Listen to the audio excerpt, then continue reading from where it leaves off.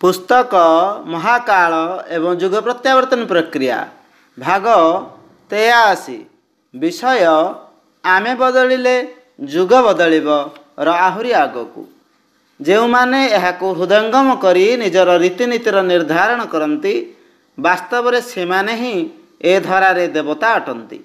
देवता मानक द्वारा ही जुग परिवर्तन भली महान कार्यगुड़िकर भूमिका संपादित होता है। दीर्घ कालरू देव परंपरा गुड़िक अवरुद्ध होई पड़ी रही। एबे आमे निजर सारा साहस एकाठी करी निजको तृष्णा और वासनार कादुरु बाहर करने को हेबो एवं बाचालता और विडंबना द्वारा नुहे निजर कृतिगुड़िक द्वारा उत्कृष्टतार प्रमाण देवाको हेबो। आमर उदाहरण ही अन्य मानकु अनुकरणर साहस प्रदान करिवो। वाणी और लेखनी माध्यम रे लोकमानंकु वास्तव अध्यात्मवादर ज्ञान दिया जाई पारे। भाषणर एहाठारु अधिक कौनसी उपयोग होई पारिबो नाही। अन्यकु जदि किछि शिखाइबार अछि तेबे तार एकमात्र उपाय होउछि निजर उदाहरण प्रस्तुत करिबा। एहा वास्तविक प्रभावशाली पद्धति। अन्यकु बदलाइबा पूर्वरु निजकु बदलाइबा उचित।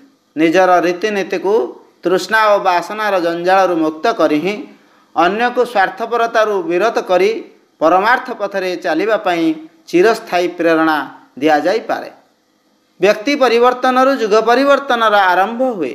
प्रबुद्ध परिजन मानक मध्यरे सर्वदा सर्वेक्षण रे एपरि उत्साह उत्पन्न हेउछि कि एहा आजिर एक विराट प्रश्नवाची हेबा उचित।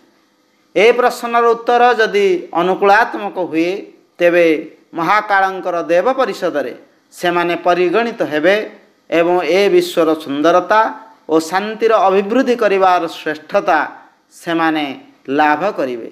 क्रमशः आगामी भागरे आहुरी आगकू विचार क्रांति दूत यूट्यूब ओडिया चैनल को सब्सक्राइब करिया सह परवर्ती वीडियो प्राप्त करिया पई बेल आइकन दबांतु एवं विचार क्रांति दूत ओडिया फेसबुक पेज सह जोड़ी हुंतु।